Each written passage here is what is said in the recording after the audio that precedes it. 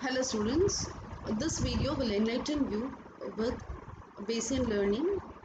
What is Bayesian learning and concept learning, and how to learn about what is the maximum posterior algorithm or maximum posterior hypothesis, then brute force Bayesian learning algorithm. So I will be teaching you the concepts one by one in my sequential videos. So let's start with Bayesian learning. So what is Bayesian learning? When you want to tell about Bayesian learning, there are two kind of thing. One, where considering with Bayesian, there are two things. One is Bayesian probability, the other one is Bayesian estimation. So this talks about this Bayesian probability talks about partial beliefs, and this estimation, it is the calculation of validity of proposition. So this calculation is, again, it is based on two values. One is prior estimate. Prior estimate is finding your hypothesis based on your prior knowledge, and the second parameter is new relevant evidence. So your Bayesian estimation depends upon these two parameters. So I can call Bayesian reasoning as it provides a probabilistic touch to your inference. What is inference? Probabilistic touch to your inference. So when you infer that this patient, a particular patient who has come for a cancer treatment, can be cured, that is the probability of this particular patient getting cured is 95%. That touch, that is, you are inferring that he can be cured. You are inferring that a patient, he or she, can be cured. And what is the probability you are giving? The next question put up by the patient is, what is the probability? Do I have a chance to survive? Whether it is 5% or 10%, or is the stage one type of cancer, or the final stages of cancer. So the cancer patient will have so many questions in mind, and you give a probabilistic touch to your inference. So, or you can take, instead of the cancer a negative example, you can take whether it will rain or not. So everybody will go and check Tamil Nadu weather website. So he will say today it will rain, 50% chances. Or when you see your mobile, your Android mobile, when you open, there will be like 50% and there will be an umbrella symbol. So which tells you give a probabilistic approach to your inference. What is your inference today? Whether it is going to rain or it is going to be cloudy. So how will you calculate that probability? So that probability is calculated by the probabilistic distributions. Probabilistic distribution, we have learnt about lot of Gaussian distributions, uniform distribution, lot of probability distributions are there. So what you are going to do is, you are going to you're going to calculate the probability on the assumption that the quantities of interest are governed by the probabilistic distribution, and the optimal and the best decision is made by the reasoning or the probabilities observed, the recorded data. So maybe whether it will rain or not, you can predict based upon the direction of the wind. So what the weatherman does, he will be observing. So what is your quantity of interest, whether it will rain or not? That's your quantity of interest. Or whether what to say, whether a person will win or not. So whether he will win or not, it will depend upon the total number of person who has voted, and based upon the prior data probability distribution about 5 years ago, whether he has won in the constituency, and 2 years ago when the panchayat election has happened, whether whether a different candidate of the same political party has won. So many decisions are so many observations has to be made on the data, and optimal decisions has to be taken depending on the probability distribution. So this Bayesian learning methods, it is very relevant to machine learning for two reasons. One is that this naive Bayes classifier, we call it as naive. We call it as naive, this naive Bayes. So this algorithm, it outperforms all the other machine learning algorithm like decision tree and neural networks. You know why? Because it helps it helps to learn the problem, especially the classifying the problem or classifying the text documents such as electronic news articles. So where in this kind of example, it is very useful. And what are the features? When you see the features of the Bayesian algorithm, Bayesian learning method, so in this, each observed training example, so the probability, for example, we'll take the prediction of rain.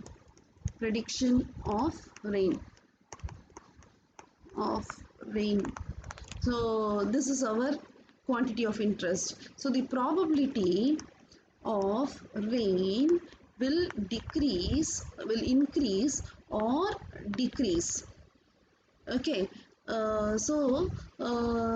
Sometimes the weatherman or the weather department, it will predict it will rain, and when you see, it will not rain. So this happens. So it provides a more flexible approach to learning than algorithms that completely eliminate a hypothesis.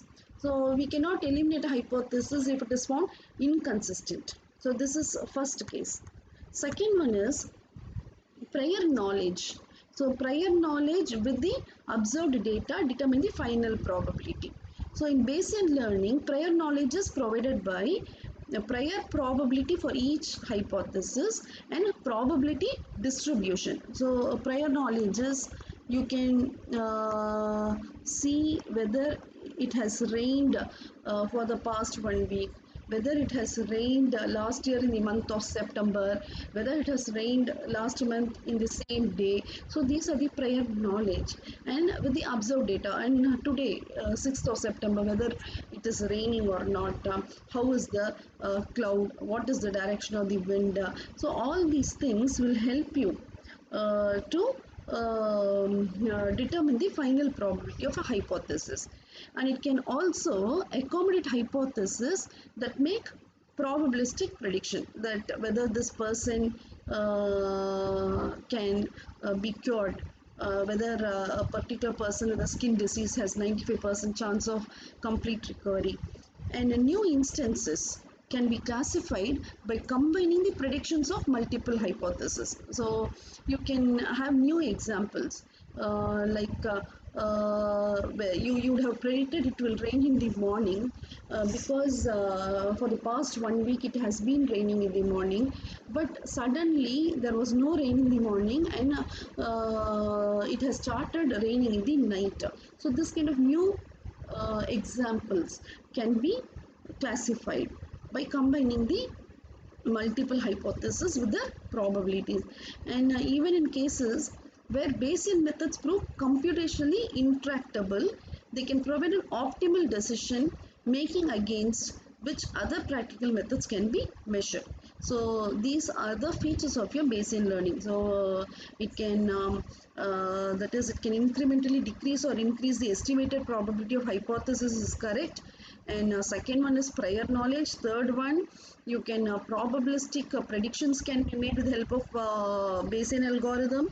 Fourth one, new instances can be classified. And fifth one, it can be computationally intractable.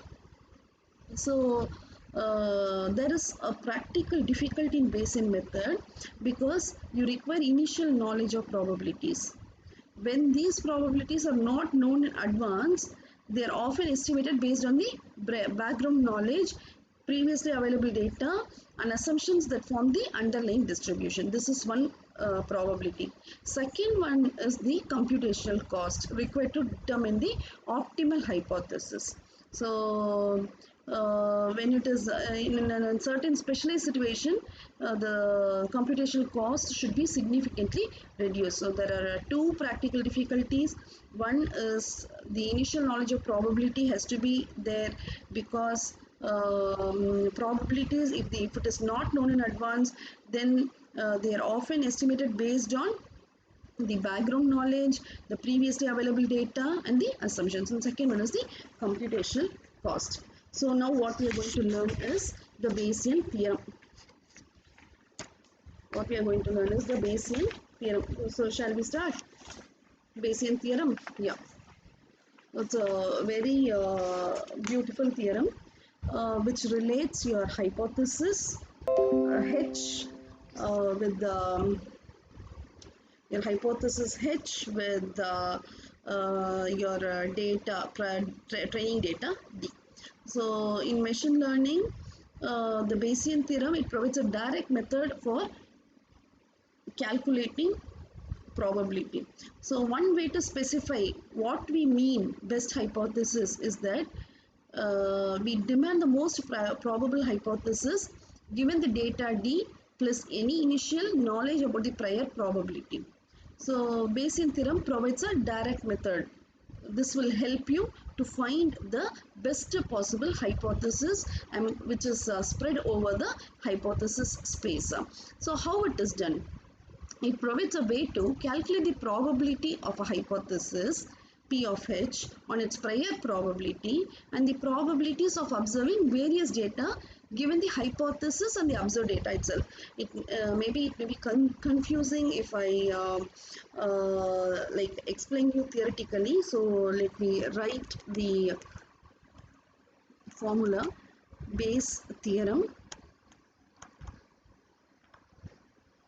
So Bayes theorem is P of H given D is equal to P of D given H into P of H divided by P of D.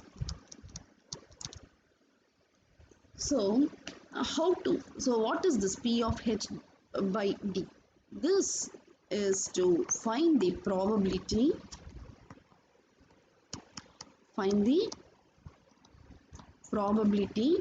of a hypothesis given the data. So the data is given and you have to find the probability of a suitable hypothesis. So I can put up in, like, you have different competent possible hypotheses available, and we need to find an individual specific hypothesis that is the most probable, that we call it as most probable. Next, what is this term called as? This term is called as the probability of data if H is true. And what is this? This is called as prior probability.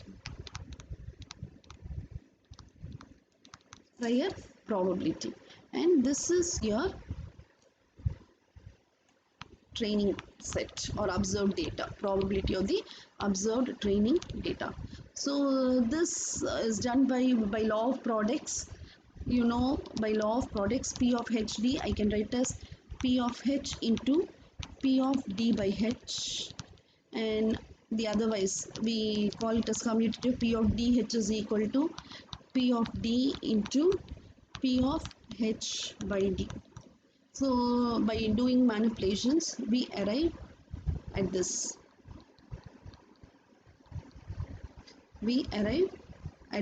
Since these two are commutator, we arrive at this data. Okay, so it is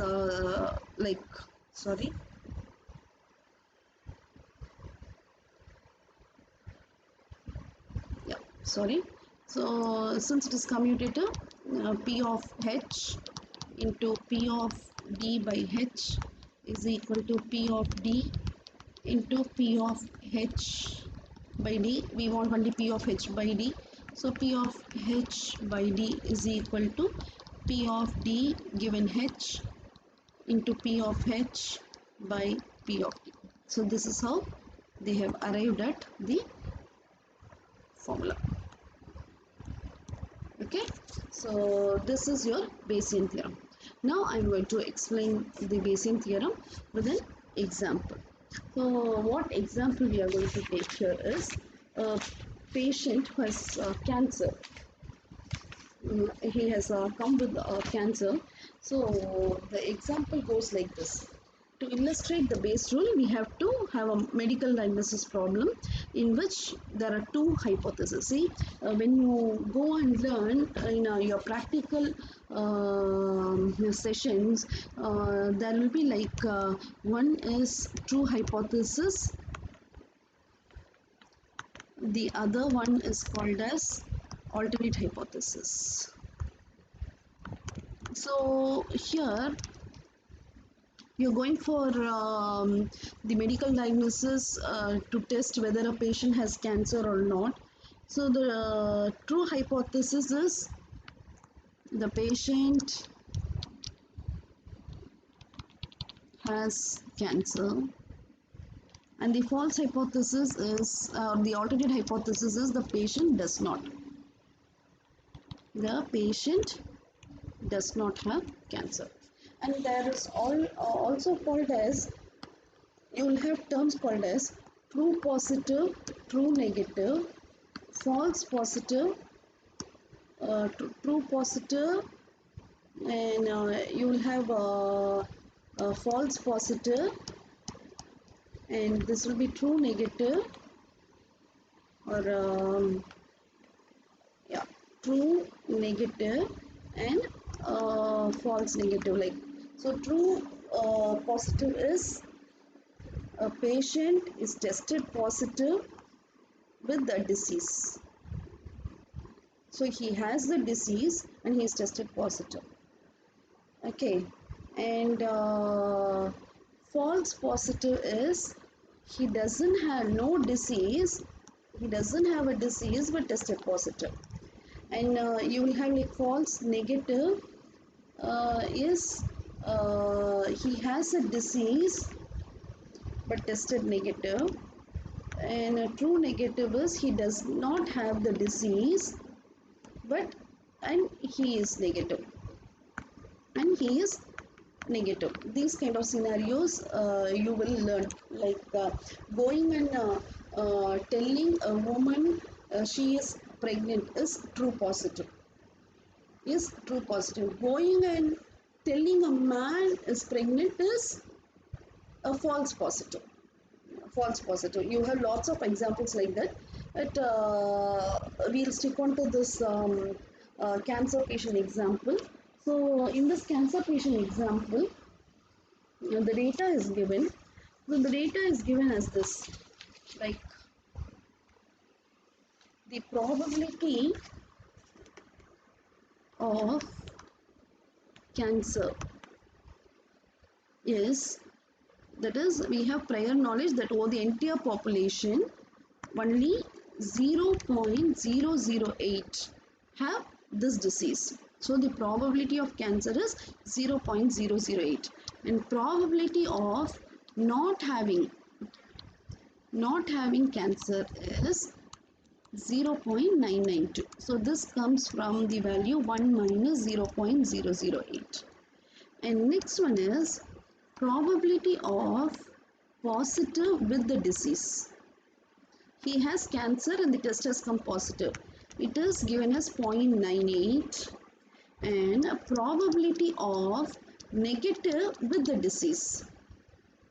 Negative with the diseases, so 98% the test results are correct and 2% the test results are not correct. This is 0.02. And a probability of positive with no cancer. So with the person is not having cancer but he is tested positive. This is 0.03, and a probability of negative with no cancer. He doesn't have cancer, and this is also a perfect result. This is also perfect result. These two are wrong results. He has cancer, but he's shown negative. He doesn't have cancer, like COVID test. He doesn't have COVID, but it shows positive. That's 3%. He doesn't have he has COVID, but he turns out to be negative. That is 2%. He doesn't have COVID. He is turned to be negative. So that is 97%, 0.97. Now we are going to apply it in the formula.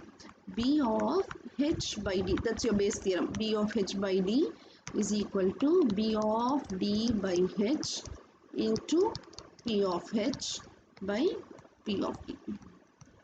And this H is, we are going to find what is the hypothesis. Hypothesis is a patient has cancer. What is the data? Positive. Okay, so this is given by a patient turned out to be positive with the cancer into probability of cancer by probability of data. And next one is probability of not having cancer but turned positive is probability of negative but has cancer with the probability of cancer by P of T. So the data is given. So the first one is probability of positive with cancer into probability of cancer. So we have to diagnose whether a particular patient is having cancer or not. So what we are going to do here, like we are going to eliminate the P of D term. P of D term is independent of the hypothesis. How many number of training example is there? It doesn't depend upon the hypothesis. So we are eliminating the denominator term and we are just taking the numerator term alone, that is probability of positive by cancer into probability of cancer is equal to 0.98, 98% positive result into what is the population which is having cancer? 0.08, which is equal to 0.0078. So this is the probability of patient having cancer and the test result to be positive. Next one, probability of positive with not having cancer into probability of cancer, not having cancer. A patient who don't have cancer. So which is equal to 0.03. What is 0.03? Actually 0.03 is the person who has tested positive but he doesn't have cancer. So 0.03 into what is the population which is not having cancer? 0.992. So this will add to 0.0298. So when you see this, you have to find out the hypothesis. So the exact probabilities can also be determined by normalizing the above quantities so that they sum to 1. So when you add these two, it has to sum to 1. For example, probability of cancer, like this probability of cancer and positive will be equal to probability of cancer, whether we are going to determine whether a person has cancer or not, is equal to 0.078 divided by the total population, 0.078 plus 0.0298. So this is equal to 0.21.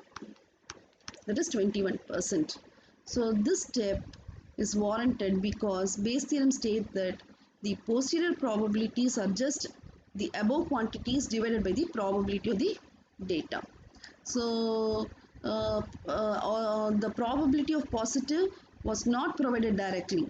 So we can calculate it as probability of cancer given positive and probability of not cancer given positive, which sums to 1. So this is how we apply Bayesian theorem, and we find whether a person is tested for positive for cancer or he is tested negative for cancer. So this is the Bayesian algorithm and its example. And next we are going to learn about uh, mapping a maximum posterior hypothesis, which is called as MAP hypothesis. Maximum a posterior hypothesis. Maximum a posterior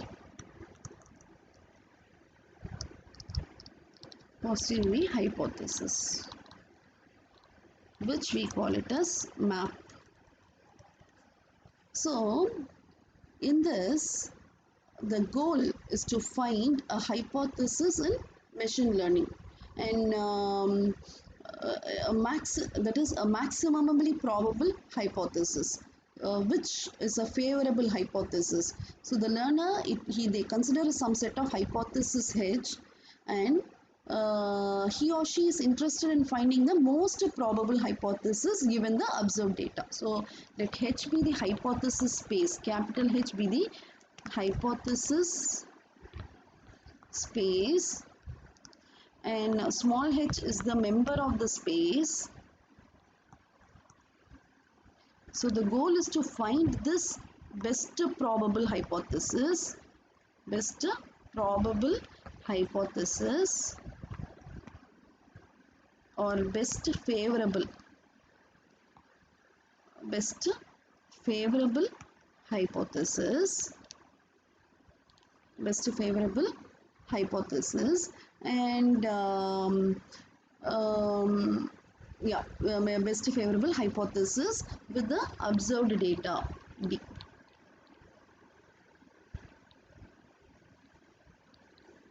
So the H map, we represent the term maximum posterior hypothesis H map, which is equal to argument max H belongs to capital H. This hypothesis belongs to the hypothesis space, probability of H given D. So what is this probability of H given D? I can write this as arg max H belongs to H. Apply the formula P of D given H into P of H by P of D. So, and I already told you in the previous 5 minutes before, I told you that the P of D is the training data.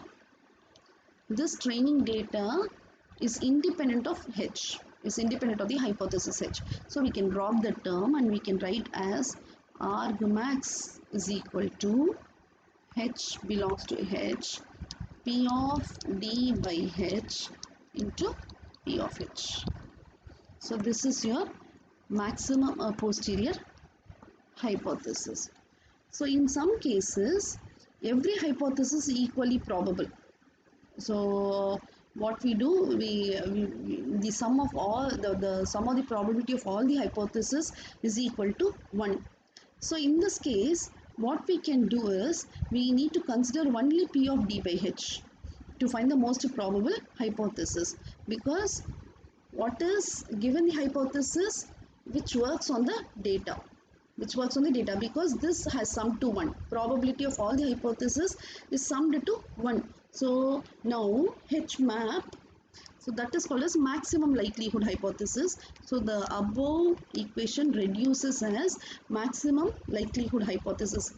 ML is maximum likelihood hypothesis is equal to argument max H belongs to H, probability of D by H. Hope you understood, because the sum of the probability of all the probable hypotheses is equal to 1. So what is the objective now?